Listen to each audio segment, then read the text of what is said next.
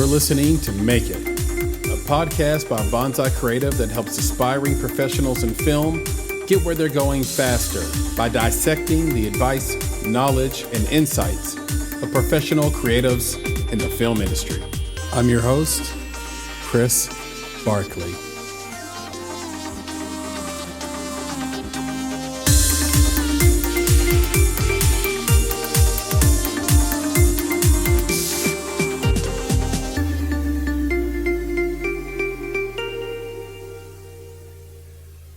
Hi, I'm Bob Raines. I'm the Executive Director for the Tennessee Entertainment Commission. I am the film commissioner for the state of Tennessee. I've worked on TV shows like Nashville, Bluff City Law, and Still the King. What I'm excited about and what is new in our office is we are working on new legislation to help recruit new film and television projects to the state of Tennessee. Bob Raines, welcome to the Make It podcast. Hi, Chris. No, it's great to be here. Thank you for having me. Anytime. And I'd like to give the audience a little bit more context on you. I'm going to read from a bio. And as I always say, this is the internet, so feel free to correct me if anything is outdated or incorrect. Bob Raines is Executive Director of the Tennessee Film and Entertainment Commission. Raines administers the state's film and TV incentive program, negotiates film, television, and music projects, and markets the unique aspects of doing business in Tennessee to companies throughout the country and around the world. Active in several entertainment and community organizations, Raines serves on the boards of Film Nashville and the Nashville Film Festival. He also has close partnerships with regional film commissions in Memphis, Knoxville, and Chattanooga, and collaborates with well-known industry organizations like the Nashville Screenwriters Conference, FilmCom, Knoxville Films, Indie Memphis, and Southern Appalachian International Film Festival. Raines holds a degree in business administration from East Tennessee State University and an accreditation with the International Association for Management Education. And so, Bob, I'd love to start right there at the top. College at East Tennessee State University, you were majoring in business administration, but while you were there, you had a job as a radio producer. So was that the work that sparked your interest in the field of entertainment? Yeah, I would say so. Radio is a family business. And I started when I was 15 years old. I would get up at 5 o'clock in the morning because I had to go to, I had a show that started at 6 o'clock on Sundays. And I'd get up at 5 and I would go to the radio station. And we would bring in, at the time I would do the religious show. It was like from 6 o'clock in the morning till noon. And we'd bring in, preachers and other people. And I would, of course, play music, which my favorite part of my time when I started was being able to play music. And I had this huge just rack of albums. These albums, there were thousands and thousands of albums. And I would get to go and I'd pick out Dolly Parton, or I'd pick out Johnny Cash, or I'd pick out all, because all these people had, gospel records at the time. So, I would go and I'd pull all those out, and I got to play any music that I wanted to play for an hour. And so I just, I really enjoyed that. And of course, that was my very first job I ever had. So, I would say that definitely got me, interested in entertainment. What are you listening to these days? Well, right at this moment, at this very, very second, I am listening to the Beach Boys' Pet Sounds. That's what I have on my record player right now. And so, again, an album passed down from my parents to me. And so that's what I'm currently into. Let me tell you, there are worse albums to listen to. That's a great one. That's a great one. I love your taste already. You moved out of that space, though, once you graduated, and you actually did location scouting, but for a political campaign. So I'm curious, that took you all around the state, and it's such an interesting story about how that sort of light went off in your head to say, wait a second, this skill set applies to film location scouting as well. So I'm curious about that. Can you talk to us how that light went off and what that was like? And then one thing I've never found out is which campaign was it, and did you guys win? Yeah. So, when I was 20, I guess I was 24 years old at the time, 23 or 24 years old. So yes, I jumped on a bus, and it was for a political candidate. He did not win. It was not a very good showing, to say the least. I won't mention any names, but it was not a very good showing. But I jumped on the bus, and we, in a political campaign, you've got to go to the town sort of prior to your candidate getting there. And we would, put together either interviews, maybe at the local radio station, of course, or we'd bring out the news media. But then you also would have to sort of set up, the stump, where they were going to talk at, and what that looked like, and where was that going to be held at? How were we going to bring people in? And so, I got into doing that, and just going into these small towns in all 95 counties. So, 95 counties here in the state of Tennessee. And I got to go into these small towns, which, it was such an amazing experience for me. I'm from a small town myself, and talk with the people, get to know the people, coordinate, with leaders of these towns, do it quickly, get it set up, implement it, and make it happen. And that's what it was. You had to make it happen because your candidate was, behind you maybe by a day. And so you're always advancing. You're always advancing sites, getting stuff set up, working with partners. And so, as I, went through all 95 counties, the campaign didn't do all that well, to say the least. And I ended up getting off the bus here in Nashville, Tennessee, and that was in 2002. And Nashville was a much different place in 2002. When I stepped off the bus, and ended up connecting. Honestly, I connected with another person at the film office at the time, and she had taken the same. She had done the same thing I had done. Honestly, she was in a political campaign. She had, advanced sites, and she knew that I had those skills. So actually, she saw the skills in me first, before I actually, made the connection into it. She saw that, okay, he knows how to go to these small towns and advance it. And at the time, filming incentives weren't prominent. See, there were no filming incentives at the time. And so it was all location based. And so you had to go, if you wanted to recruit a film or television project, you had to find the right location. Throughout the state. And I just happened to have this unique knowledge that was very fresh on my mind.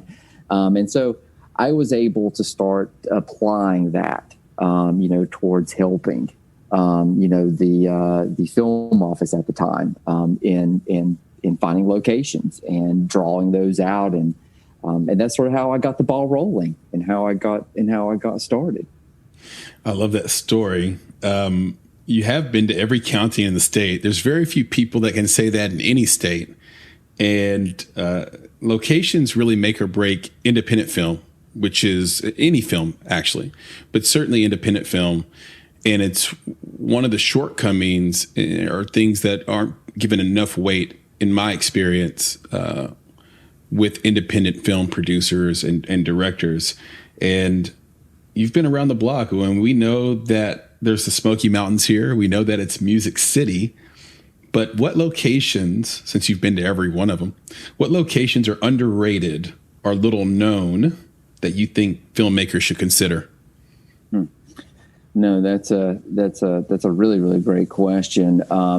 I always turn to, as far as uniqueness, like the Tennessee Valley Railroad Museum, because if you're always looking, when you're talking about locations, there's just a lot of locations that can be replicated, right? Over and over. I mean, everybody has a small church or maybe a small downtown, all those kinds of things. But, something like a Tennessee Valley Railroad Museum, which is sitting down in Chattanooga. That's an extremely unique location, that if you're an independent filmmaker, you can't get on railroad tracks anymore. And it's extremely hard to, get in. I mean, even if you're a big company, which I recently tried to work on this for another company, it is very hard. And so, something like the Tennessee Valley Railroad Museum actually allows, sort of filmmakers really from any sort of range to be able to access something like a train track and trains or period locations, without necessarily having to have a huge, budget, but having some really great quality.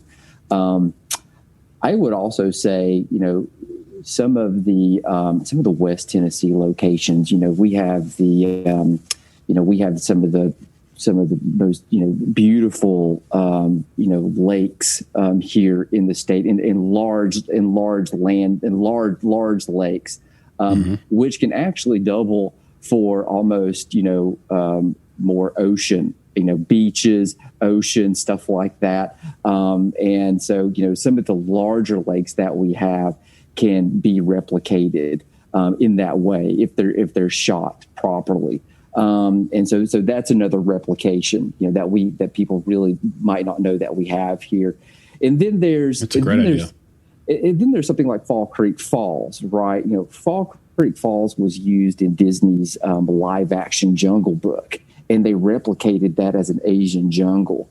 And it looks amazing. And of course, that's the largest waterfall east of the Mississippi. And so again, that's another location that's hard to replicate, and it's very unique to the state. And so sort of taking you through, a different different regions of the state, because we have so many different topographies, right? But that's just sort of a little touch point. And then there's, a place like Skullbone. Skullbone is one general store, sits in the middle of nowhere, and has this fantastic sign with cities from all over the world, and it's pointing to all these different cities all over the world, that are thousands of miles away in this little town of Skullbone. So that is amazing feedback, Bob. I did not know that about Fall Creek Falls in the Jungle Book, and I've never even heard of Skullbone, and I've lived here my entire life. So that is great insight, and I'm definitely going to try to look up some pictures or just visit Skullbone. Thanks to you on that. And you have like I said, it's a unique skill set that you have. Do you ever think about running for governor in the future? Has that crossed your mind? Since you know every county? That's a quick no. That's a quick no. That's a quick no. That's a different type of job. No, I honestly believe that, it's the privilege to work with our entertainment community, because the entertainment community, I mean, the creative class, if you could just say creative class, the creative class is such a unique asset. And I just really enjoy working, with folks in our creative community. Yeah, I love it. Okay. Yeah. That makes total sense. I think you're right on the money on that as well. It makes every day a great day if you know you're going to meet and talk to somebody, even if it's hard. If you're going to meet and talk with someone that's a creative, completely agree with you there. So let's get into that a little bit. The Tennessee Entertainment Commission and Tennessee Film Entertainment Commission, who are the customers, if you had to describe them, that creative class you talked about, and what are the primary services that the TEC provides? So we rebranded the Tennessee Entertainment Commission. It was the Tennessee Film, Entertainment, and Music Commission. Of course, that was a very, very long name. And so about 3 years ago, we wanted to rebrand it into the Tennessee Entertainment Commission. And then we started a Create Here campaign for the state of Tennessee. And, that was a way of trying to show the creative class. I won't go down that road. We can obviously talk about that a little bit later if you want to put that to the side. But, for the folks coming in through our door, I mean, we get, people working on, commercials. We get people working on music videos. We get people working on, feature films, television series. We get folks working in music, people wanting to do scoring here in the state of Tennessee. And then we also work with folks that might be doing video game development, or people that are, creating animation. So, I mean, we work across sort of a broad spectrum of entertainment assets here in the state of Tennessee. So even though traditionally we've been focused on film and television, I think that's what we're most known for, and that's still probably what we have our most focus on, is on our production folks here, because within that scope, obviously we manage and administer the state's production incentive here, and we also manage the statewide workforce production directory, and also a creative talent directory that we have online, and we do locations.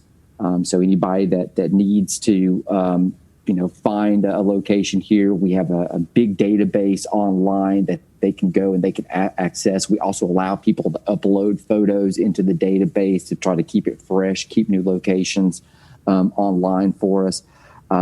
Coordinating a lot of permits around the state. So we're a statewide permitting office as well. So if you're going to film in any state park, on any state property, if you're going to film on interstates, anything that the state of Tennessee owns, our office, it comes through our office. And then what we do is we help to work with all the governmental agencies. Just because if you're a producer, you don't know to go to general services, or you might not know to go to, safety, or, the Department of Environmental Conservation, right, and talk through the logistics. And so that's what our office, we work as an intergovernmental liaison agency as well, amongst everything else, to help everybody sort of find the right pathway. And then,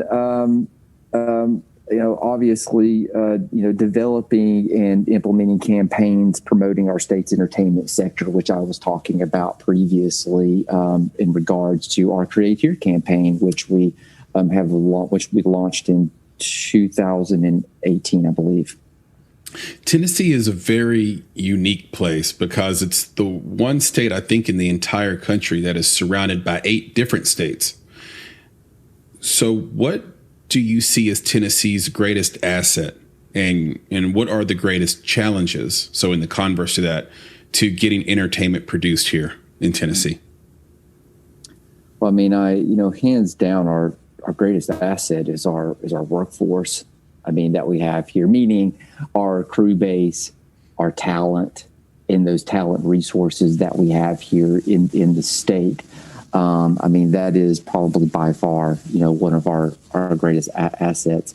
That, and I think, combined with a Tennessee or a friendly business climate here, that always makes it easier, low barrier of entry for people coming in to the state, and utilizing the state's resources.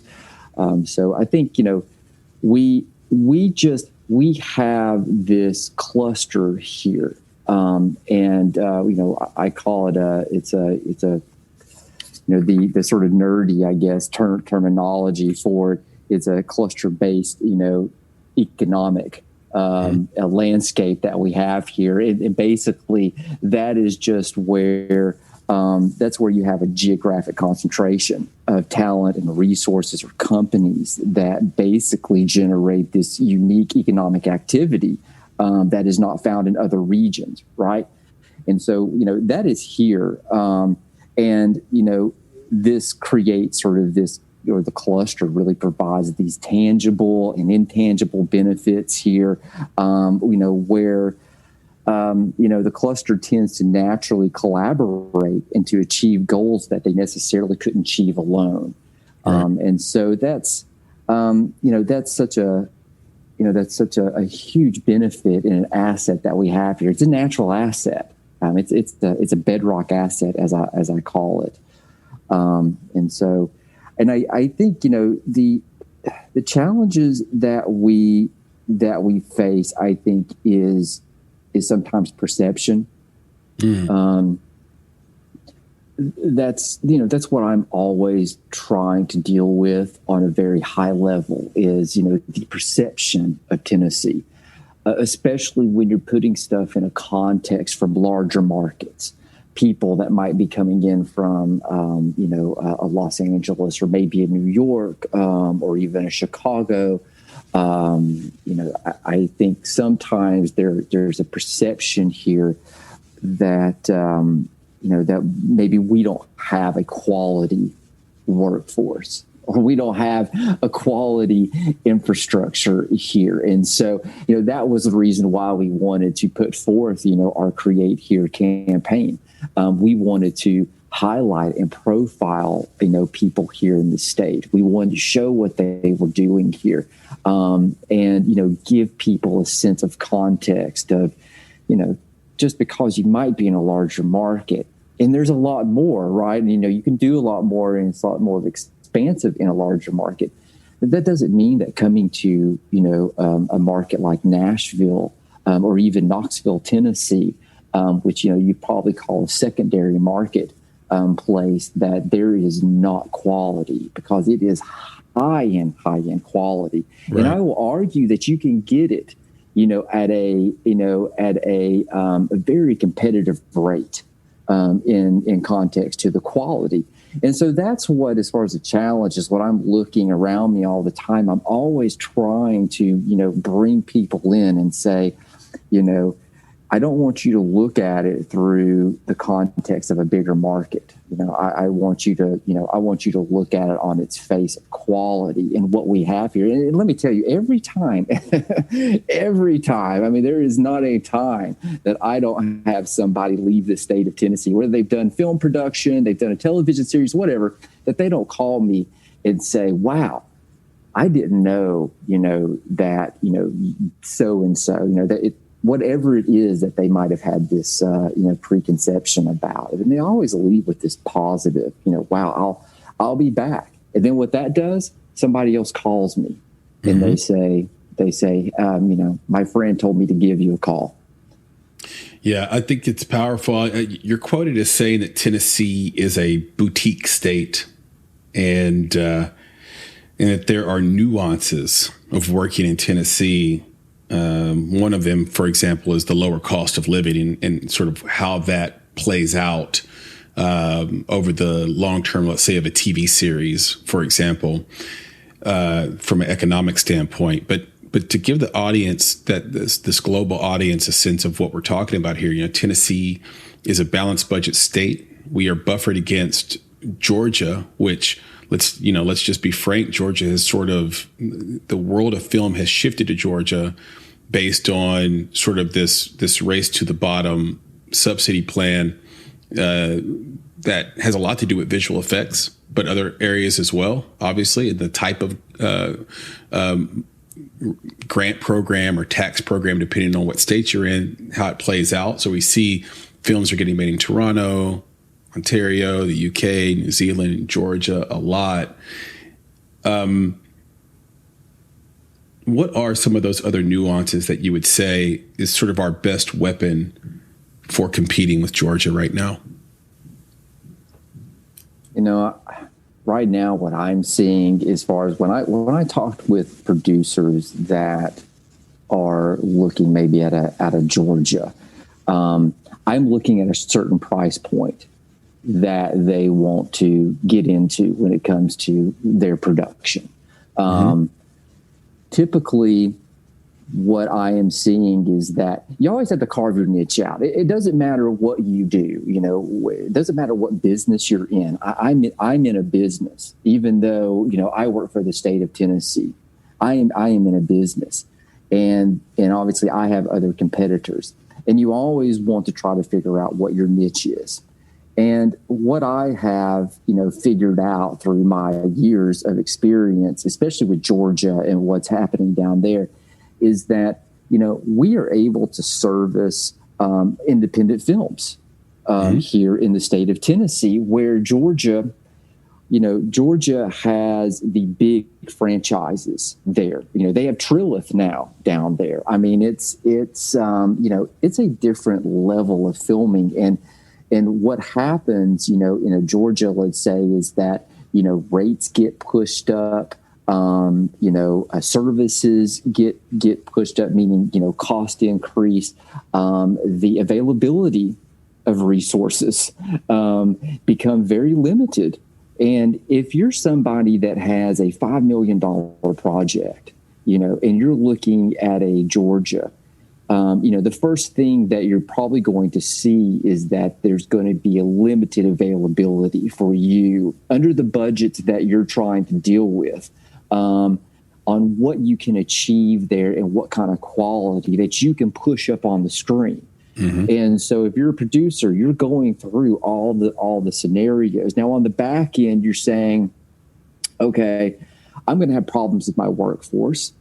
Because what ends up happening to most of these producers, at least the ones that call me and they're coming over the line to Tennessee anyway, is that it's, hey, I got this going. However, another production came in, a big TV series or something that is studio driven, and basically my crew jumped on me, and I ended up having to replace with other crew. Then they end up getting something else, and so it's always sort of a start and stop with them, which obviously they're burning daylight and burning money at that time. And so, they're looking at something like across like Tennessee, and they're saying, well, listen, I've got a $5 million project, and, I can bring it to the state, to Tennessee. I can get high quality workforce here. I can get the necessary infrastructure and services that I need to create it through principal, and even post-production. I'm able to put out a good quality product. I'm able to do it within the deliverable and within the timelines and within the budget that I'm trying to do it in. And so I have proven this out time after time after time with independent producers that are looking maybe at other states, and they're trying to put the puzzle pieces together. And they're saying, well, Georgia has a good incentive, but I can't get the workforce. Or Mississippi has a good incentive, but they don't have a workforce. So I got to bring everybody in. Tennessee just sits at this sort of, it's a niche. It's a niche. And the niche is that we are able to service, and I'll even say, we service stuff that, Nashville's a $50 million production, and we've serviced other TV series that are $30 million, $40 million. And we have that capability here to push that. But on bread and butter, what can we do on a consistent level? I'm always seeing these independent producers coming and looking at the economics and finding that Tennessee can work, even with the incentive not being as competitive, because to them, it's a trade-off. You can get 30% in Georgia, but you got to transfer that credit. Mm-hmm. And then once you pay the higher rates, and once it all nets out, you're still getting probably 22%. So, if you can go a cash rebate with the state of Tennessee, get 25% cash rebate on what you're getting here, you don't have to transfer credits. You're just getting a straight grant, and you're not having to deal with the issue. Well, your bottom line still comes out a little better. And so, those are the types of nuances that I'm always sort of pushing and pulling against with productions. Yeah, and I'd love to just to speak on that a little bit, if you'll allow me, which is, we shot something down in Atlanta, and it was comparably speaking 5x the cost of what we shot in Nashville. Now, I will say there was just a large availability of sort of people who could work crew and camera and things like that. But the issue we found was that the work was not personal to those individuals. They were almost like mercenaries. And it helped formulate one of our tenets and principles, which is no mercenaries. And the thing about hiring in Tennessee is that even if you don't know them, for the most part, they take the work to heart and they become part of your project. It's just a personality. It's a temperament that exists within such a competitive state around sort of entertainment and quality entertainment at that and work. And so it's not something that you can run a report on. You can't pull a metric from it, but it does exist sort of in the lifestyle and the mindset and temperament of the workers here, Bob.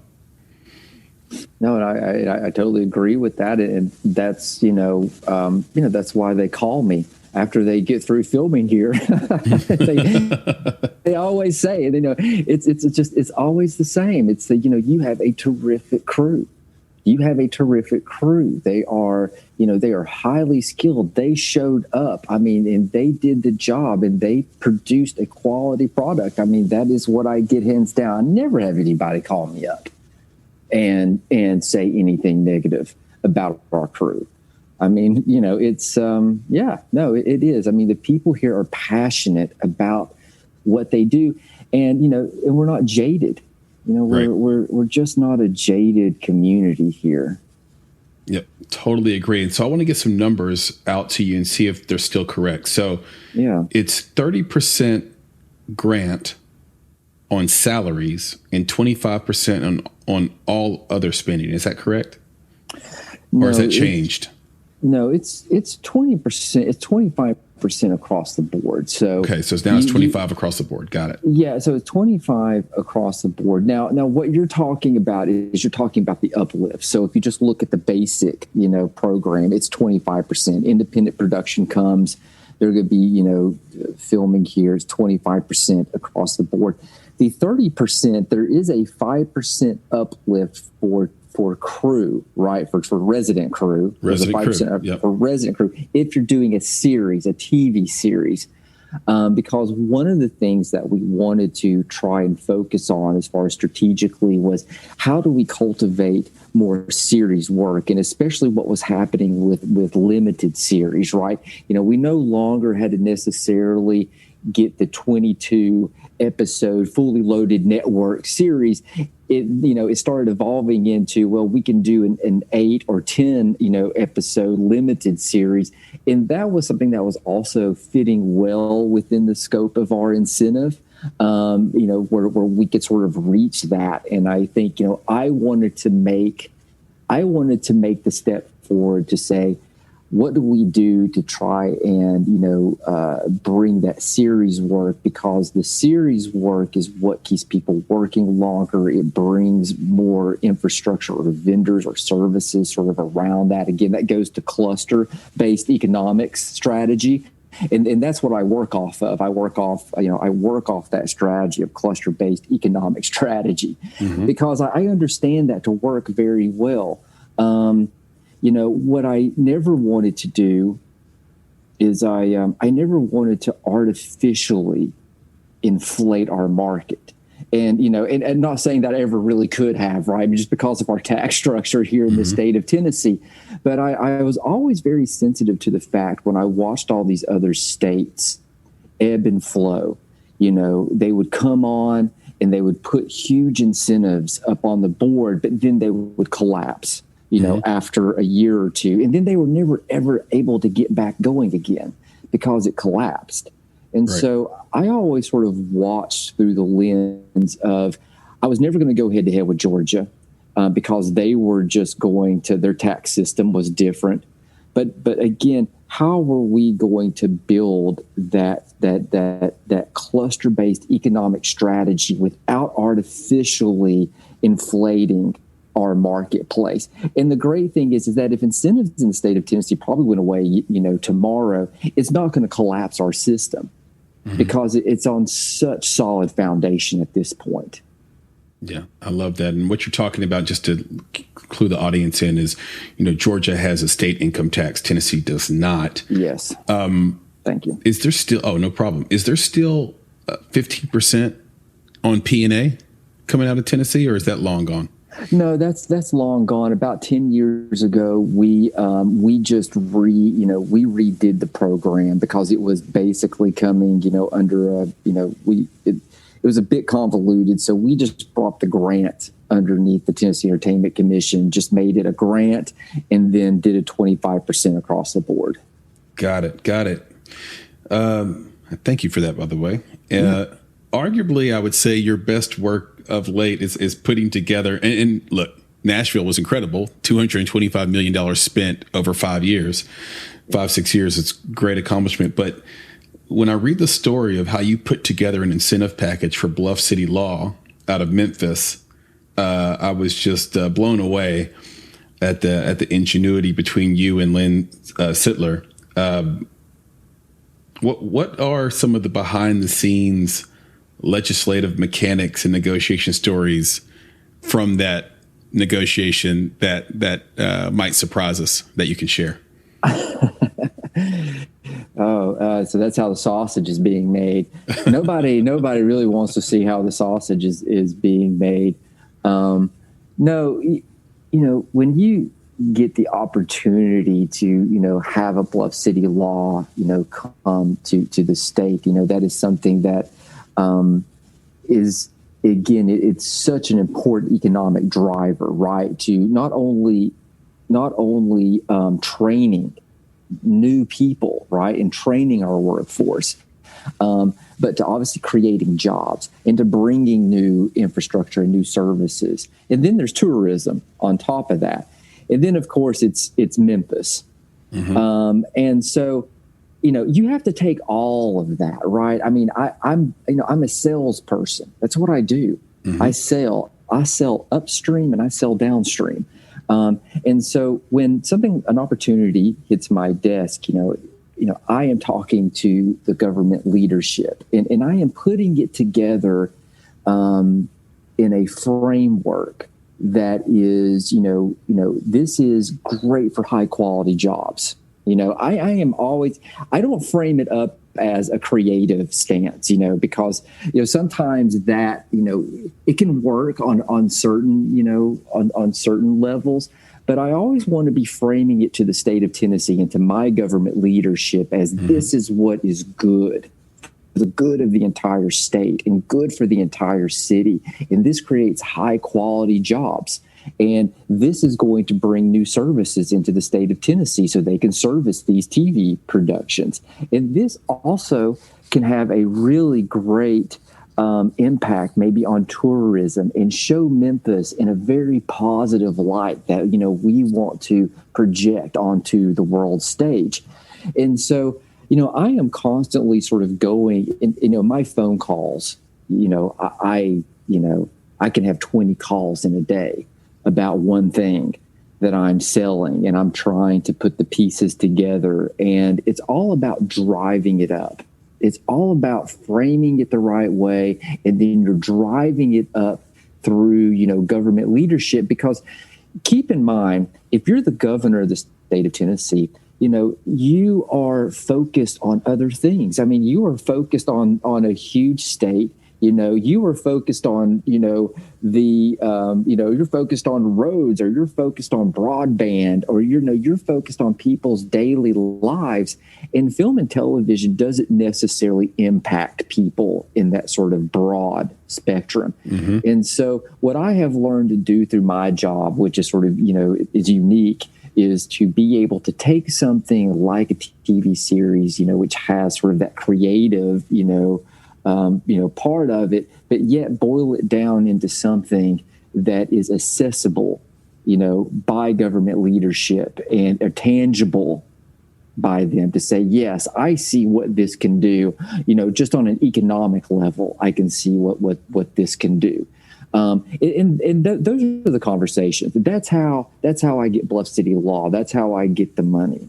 And I partner with people like Lynn, right? And I partner with, I've got tons of partners, and I'm always, partnering and getting support behind what we're doing.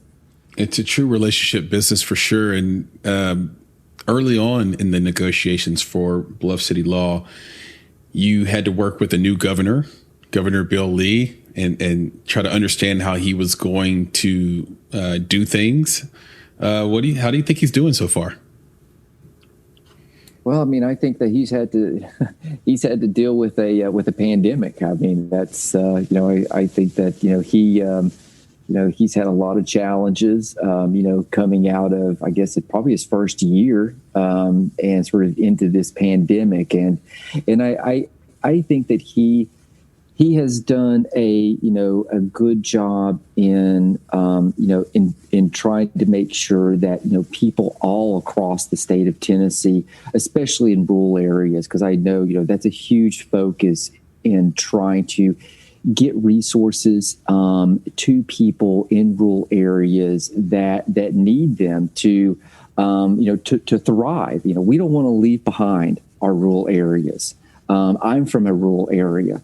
And, we don't want to leave those folks behind. And I think that, his focus and concentration on trying to help people in our more rural areas, I think it lifts all of us, personally. And then, of course, on top of that, again, like I said, having to deal with a pandemic, which is shifting from day to day.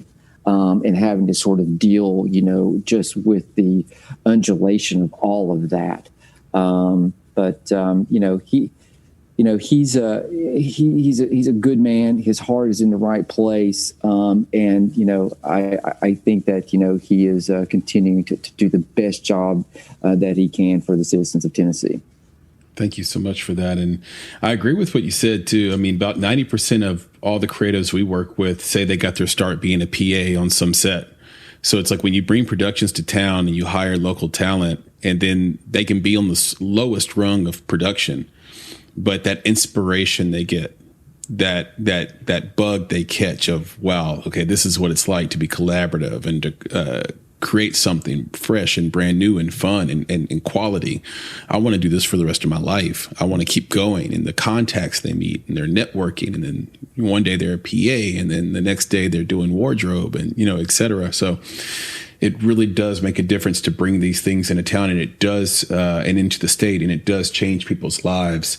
You mentioned COVID. How have you dealt with COVID? How has it affected entertainment production in Tennessee? Well, when it started, or at least when we went into that initial lockdown, which was March of last year, it's unbelievable. But we saw at least the permitting and the just the assistance, everything that we were doing through our office, and we saw it go to zero. Where we were working with, you're working with 30 productions a month. And or 40 productions a month, and you saw that just go down to zero. No permitting, no anything, and then the stuff we had in the pipeline. Because I'm always, I've got 100 projects. I'm always dealing with those projects. They're always moving. They're always fluid. And they're in my pipeline, and all of a sudden, all of that stopped, and it stopped. And so I'd never seen that before, and of course, we jumped, into the response mode. And so the first thing that we did, as a commission is, I set up, our COVID response site, which was on our internet, where, folks could go, they could see sort of the latest information on where we were at. Meaning that, what was happening in, Memphis versus Nashville versus Knoxville, because, they all had different health departments versus what was going on in the state of Tennessee in the remaining, 92 counties, which is under the state health department. And so all of that was having to be coordinated, making sure that there was just a center, point for information, just information to be going out because it was changing. Then we set up a page for foundations and funds, which we populated on there. So people at the time could go on, if they needed assistance, they could have sort of a central point to go to, something that was vetted. So, you weren't getting scammed. They could feel comfortable about, participating in some of these funds and foundations that were wanting to help at the time. And then, we started working with the governor's office and his Tennessee pledge to put together safety protocols for production media. And of course, this was before the union, of course, had their, because everybody, they were sort of working on it. But, we had put together just some basic guidelines that we wanted folks that were doing commercials or music videos or just doing any content creation. You might not be a TV series and signatory. Right. So how are you going to react to this? So we put that, out there as well, under the Tennessee pledge, in coordination with our health department and the governor's office. And so, and people were using it and, taking it for what their needs were going to be. And so, ours was a very reactive, in the beginning of this, is just trying to put some, solidarity, some information, there that people could go to, and then helping people out with unemployment insurance. See, mixed income earners were having just a tough time trying to negotiate the pandemic insurance and the state employment insurance because it was, because the systems weren't set up for that. And so, we were bringing experts, and doing some webinars to help people, understand how it worked. And we were working with organizations like IATSE or SAG-AFTRA and just trying to bring everybody to the table and trying to help everybody understand how this was working and to help the government understand, hey, this is the problem you're having. You have mixed income earners, they got a 1099, your system set up for a W-2. And I learned a lot about that, in my capacity. So, in my office, I ended up having to drop recruiting and then I went into this mode. And so, we went through that, we went through that, still dealing with the insurance issues, still trying to help mixed income earners on the insurance side of things. But hopefully we're seeing some light at the end of the tunnel and we're seeing an uptick in productions. I've got a TV series called Women of the Movement currently filming in Memphis in Mississippi right now. And, that's an ABC TV series. And it's about the story of Emmett Till. And it's through the eyes of Emmett Till's mother, Mamie Till. And, it's an amazing project that was put together by Jay-Z and Will Smith and of course, the folks at ABC and Capitol Entertainment. And so that's going on right now. And of course, we've seen a 40% increase in production sort of month over month since March of last year. So, of course, people are going, people have been getting and people have been innovative. I mean, people have been so innovative in just remote production, doing stuff remotely and making it happen. I mean, people in the creative industry, their passion is, I think that's what I love about it. Their passion just awes me because, they love what they do so much. Even in a pandemic, they will find a way to still do what they love and to make it happen and to, make quality happen. And it's, like I said, I'm always awed. Yeah, I likewise for sure. That project sounds incredible. And yeah, when COVID started, we all got to work. Bonsai Creative created a back to set guideline as well. Put it out there for Mayor Cooper to use, and certainly on our website as well. And again, this was like sort of before the unions came forward and it had theirs. You talk about the creatives in this space, and you have this amazing purview into the creatives that really drive everything that comes out of this state. What would you say are the top 2 or 3 mistakes you see filmmakers making, and what can they do to avoid them if you want to touch on that too? Well, I mean, I think not understanding the market, not understanding market or not understanding our market conditions.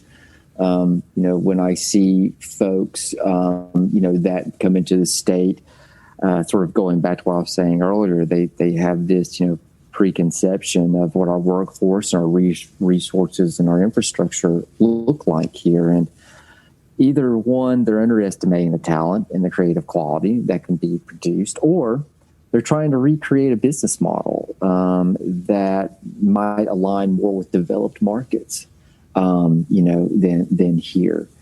So, I see that a lot, with folks as far as like the mistakes.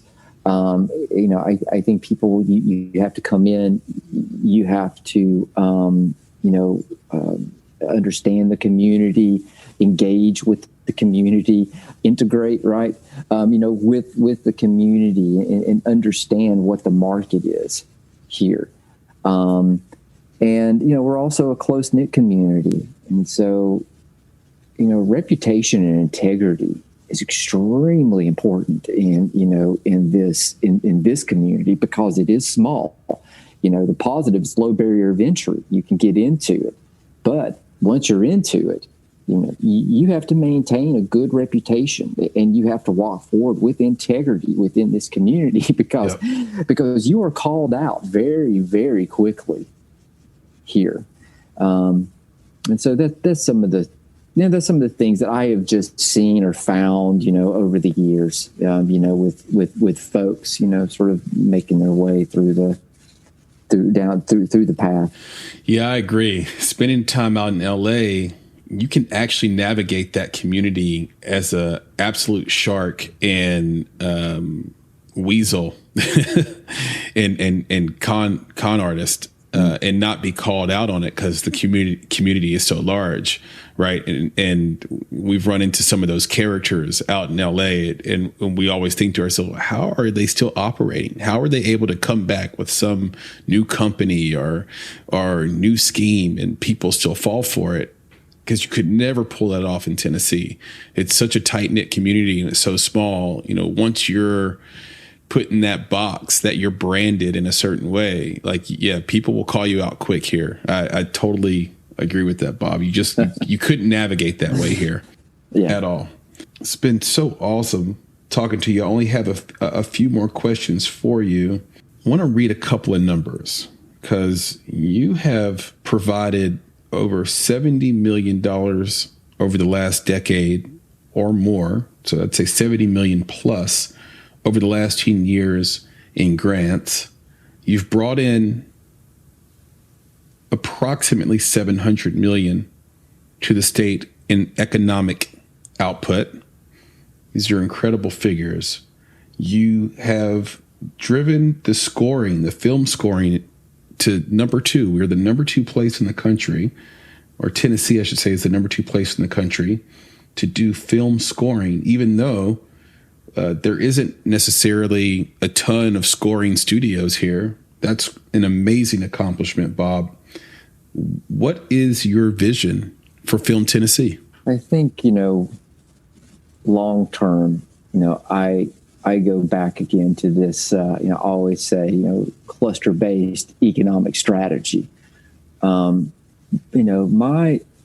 vision, looking out another 10 years, is to continue to try to exploit, I think, one, the migration of industry professionals that are coming here to our state, and then also the technology disruptions that are happening.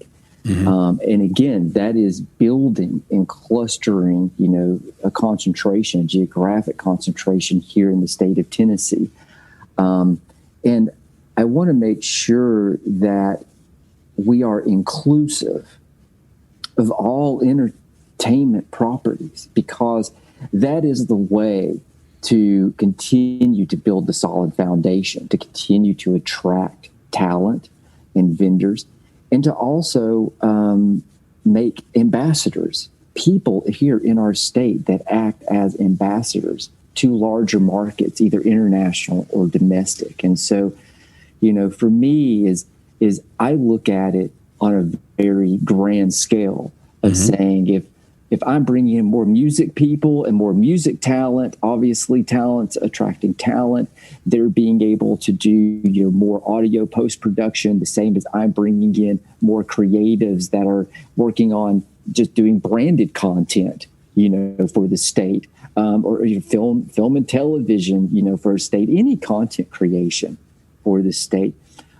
Or we're developing out, people on the technology side, or what we call creative technology around video game development or around animation or AR and VR. I mean, again, you're building out, this cluster-based economic landscape that you need to have the solid foundation and to solidify and work together, because all of these verticals merge. Every single one of these verticals merge. If you look at it from a 30,000 foot view, it's all merging, and they all cross with one another, meaning that, you just don't have to do one thing in film, and you could cross in all of these other different scopes of media and make money doing it and make your living, not just having to look at through, one thing or one industry, because all of these skills are transferable. And that's the other thing. When you look into it, you just see all these transferable skills within the entertainment scope. And so, again, my vision is to keep trying to push us again, towards inclusiveness on, within the different sectors of entertainment. And I think, again, that is what builds the foundation. Well, regardless of incentives and regardless of, the shifting, right? There's just a lot of shifting going on in the entertainment industry anyway. But I think, again, just can continue to build the foundation. And it's slow. It's very slow and it's very methodical. And I know people wish that we could just have a big Georgia incentive, and blow it up and make it, something else. But I never see our tax system changing here in the state. And so I think the strategy is continue with sort of this methodical, growth. Yeah, I love it. And I think that if you have the creativity that we have in the state and within your office, Bob, that we can find ways around that there are ways around the sort of incentive competition, that race to the bottom that I described. For example, one idea that's come up recently is, if you do attract additional factories from Amazon, or if you do attract a Tesla to town to make their sort of Model 2 car, or whatever it may be, those corporations could also grant 1% to the state for entertainment, since they're already probably going to negotiate favorable tax incentives and outcomes. So just there's all sorts of ways to do it. Again, keeping cost of living low in Tennessee is also just, you have to factor it in. Like you said, it's about the bottom line. So, Bob, you've been great. So proud to have you on. Wonderful conversation. Can you tell everybody where they can find you on the internet, find your office, and maybe even on social media where they can reach out to you or your office? Yeah, I tell everybody, go to tnentertainment.com. That's the best place to go to. You can find me. It has my cell number on the website. It has my email on the website. Living dangerously. Yeah, right. Go to tnentertainment.com. I think when you go there first, you'll be like, this is a government website. But go, that's where you will find, our production directive, our creative directories, all the incentives information, all the location database information, anything that you need to sort of get acclimated to what we do and what the state offers. And then always feel free to call the office. We have a small but very mighty staff, and that I'm very proud of. And, and thank you for having me. I've enjoyed our conversation, and, it really is a privilege to serve the creative class here in our state. I have never, ever took that for granted, in my years. And so I appreciate you having me on, allowing me to talk about, something that I love, dearly. Hopefully we'll be able to do it again soon. Absolutely. And Bob, we'll end it on this. In 2018, the state announced that it was looking for a replacement for the hit show Nashville. Do you have any surprises under your cap? And how's the search going? Maybe we have something coming up very soon. I can never really say, but what I will say is that I have that very long pipeline. And I do have a couple things that are peeking around the corner as we sort of get over this pandemic and we sort of get over this last hump, we hope. I think everybody will see something coming soon. I'm waiting with bated breath. Super excited. Bob, keep up the great work. Keep doing your thing. I hope to see you in person soon again. And thank you so much for taking the time. Yes, sir. Thank you. Anytime. All right. Bye. Bye. You've been listening to the Make It podcast. To find more information about this week's topics, including links to relevant blog posts, projects, and indie creatives, please visit our website at www.bonsai.film. If you haven't already, you can join our podcast community on Apple Podcasts or the podcast app of your choice by searching for Make It Bonsai Creative, and the show will pop right up. You can follow us on Instagram and Twitter at _Bonsai Creative and Facebook by searching for Bonsai Creative.